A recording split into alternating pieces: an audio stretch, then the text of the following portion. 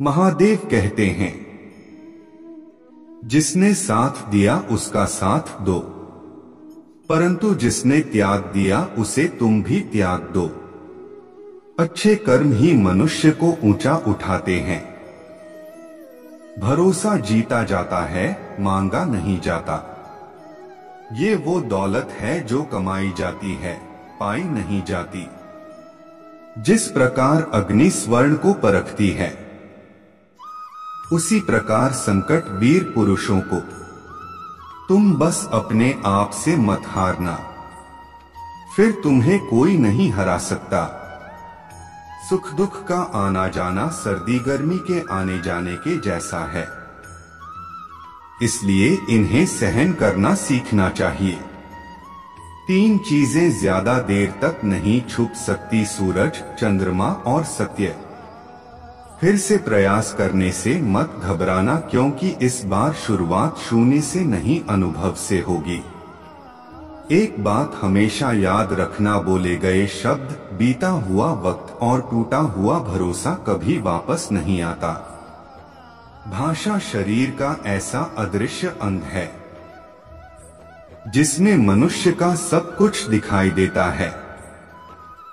जो दूसरों को हानि पहुंचाकर अपना हित चाहता है, वह मनुष्य अपने लिए दुख का बीज बोता है। युद्ध से पहले तुम डर जाओगे तो तुम मरने से पहले ही मर जाओगे। अपनी पीड़ा के लिए संसार को दोष मत दो। अपने मन को समझाओ, तुम्हारे मन का परिवर्तन ही तुम्हारे दुखों का अंत है। सच बोलने का साहस कीजिए, परिणाम भुगतने की शक्ति परमात्मा देंगे। दो बातों से बचकर रहें, मुझे किसी की जरूरत नहीं है, अहम, सबको मेरी जरूरत है, रहें। बड़ा लक्ष्य प्राप्त करने के लिए बस एक मजबूत सोच की जरूरत होती है। जिंदगी आसान तब होगी जब दूसरों से उम्मीद कम और खुद पर ज्यादा यकीन हो। क्रोध हो या आंधी हो, जब दोनों शांत हो जाते हैं, तभी पता चलता है कि कितना नुकसान हुआ है। जिंदगी की तपिश को सहन कीजिए।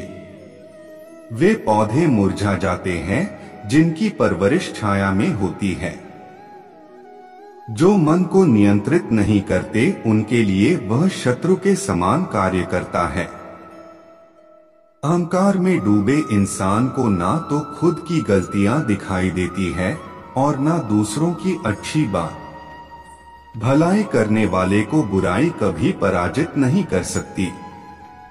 मनुष्य की सोच और विचारधारा समय के साथ परिवर्तित होती रहती है। मौन रहना अच्छा है, परंतु अन्याय हो तब नहीं। जो आपकी खामोशी को ना पढ़ पाए, उसे बोलकर अपना दुख बताना समय व्यर्थ करने जैसा है। अगर प्रतीक्षा सीमा से अधिक हो जाए, तो मिलने का मोह धीरे धीरे समाप्त हो जाता है।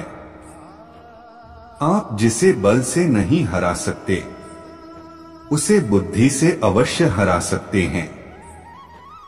गति के लिए चरण जरूरी है और प्रगति के लिए आचरण जरूरी है। बुराई बड़ी हो या छोटी हमेशा विनाश का कारण बनती है, क्योंकि नाव में छेद छोटा हो या बड़ा नाव को डूबा ही देता है। संतोष ही सबसे बड़ा धन है। जिसके पास संतोष है वह स्वस्थ है, सुखी है और वही सबसे बड़ा धनवान है। जैसे तेल समाप्त हो जाने पर दीपक बुझ जाता है, उसी प्रकार कर्म के क्षीण हो जाने पर भाग्य भी नष्ट हो जाता है। केवल जीतने वाला ही नहीं, बल्कि कहां पर हारना है, ये जानने वाला भी श्रेष्ठ होता है।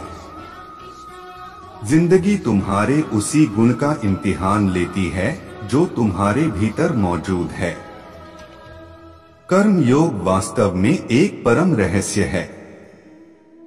अच्छे इंसान में भी एक बुरी आदत होती है कि वो हर किसी को अच्छा समझ लेता है। जिसने पहला कदम उठा लिया है वो अंतिम भी उठा लेगा। कठिनाई पहले में ही है, अंतिम में नहीं है। वीडियो अच्छी लगी हो तो चैनल को सब्सक्राइब जरूर करें। धन्यवाद।